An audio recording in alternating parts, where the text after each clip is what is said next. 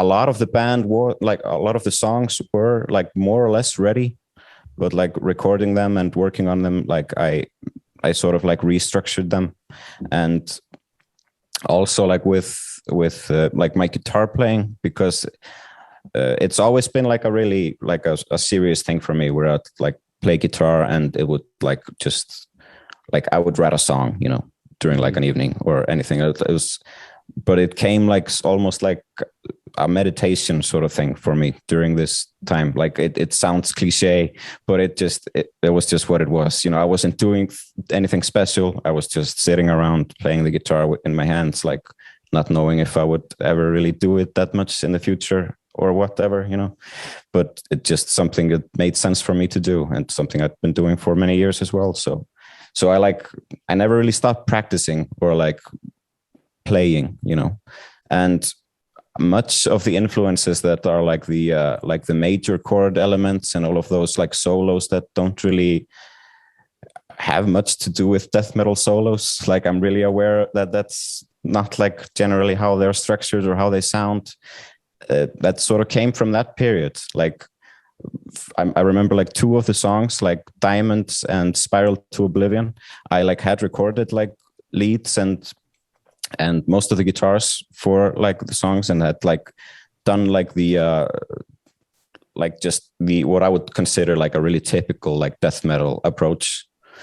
But then I just listened to it and this just isn't doing it for me, you know. So because like over the period of where I would like just meditate and like play guitar and like have my own sort of thing going on, it evolved into something else. So like I basically just like redid all of those tracks. So like I don't know if you want to like listen to the specifics of it, but like in Diamonds, for example, there are like two like lead parts where it's like mostly like arpeggiating like octave leads, like some hook elements. That's something that I just did then, you know, like sort of like trying to rethink how I would approach this album. So yeah, right. It's sort of like it's a produce of like a lot of thought and a lot of just pain, really. Like it was not like a pleasant experience. It was maybe like cathartic in a way.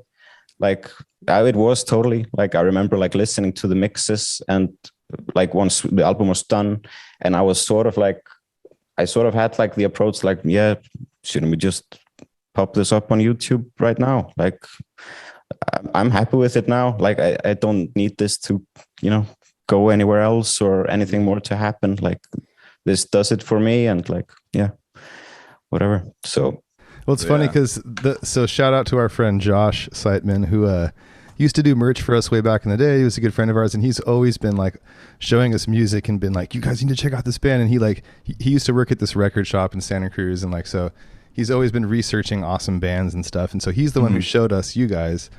And he was like sending it to me multiple times. I'm like, man, he's serious. Like, you check it out. Yeah, dude, you need to go check it out right now. Like sending it over and over, just like I've been doing to them. Stop you know? What you're doing.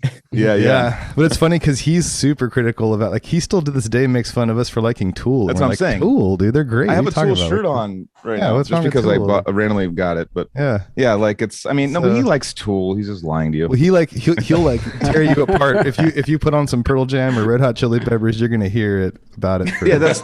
I mean, not to throw Josh under the bus, but as far as like back when we were like, I know he's one of our best friends, but like when we were younger, like I would never want to get caught listening to something like Lame in front of him. Like, yeah, exactly. He was the one I was like, they would give a shit. He looked in my fucking car one time and saw a Poison the Well CD, like in the back, like under my, it was like half under my seat, and he's all, sick Poison the Well CD, dude. It was just like, he saw it under my seat, and he looked in my car when he was walking by it, looked in, saw it, and he's like, I'm gonna give Joel shit about this. I never even listened to it in front of him ever. That was all freaked out. Like, I don't want to, like, Josh is like the cutting edge of like cool stuff, so I gotta like gotta listen to like only like yelling and stuff in front of him. He would keep up appearances. He would put on the most power metal of power metal that you've ever. I mean, he would listen to the most like powerful. He likes shitty stuff too. So no, it's not shit. I mean, like shredding. It's just. No, it's like we used to kind of make fun of him, but we like power metal too. But it was just, you know, like there was a lot of that going around. It was really funny. And speaking of power metal, like, I mean, I'm sure to a degree you guys are influenced by power metal with all those insane solos and stuff. I mean, do you have any not consciously, I don't think. Not really? Okay. Maybe I'm wrong. That was a surprise to us. All the Dragon Force comments were completely unanticipated. God, wow. So apparently subconsciously, but not consciously. I think it's just the shredding, like people, because they're just, it's kind of like just so fast that like, you know, it's like, because that's what's crazy about power metal is the guitar solos and the shredding for the drums. Yeah, it's kind of like chill stuff. It's like fun stuff. And then the solos come and you're like, damn, that's like power metal. Exactly. You guys got solos that are like all different styles. Like, I mean, it goes in like sick breakdowns and cool, like just slower parts that are all melodic and rad, and then there's like the fastest, most crazy shred. And you also do really cool, like I don't know, it's like it just constantly changes. It's never like this, like it's always interesting, and you do these crazy harmonies. It's just like, dang, dude, like so well written. Sick.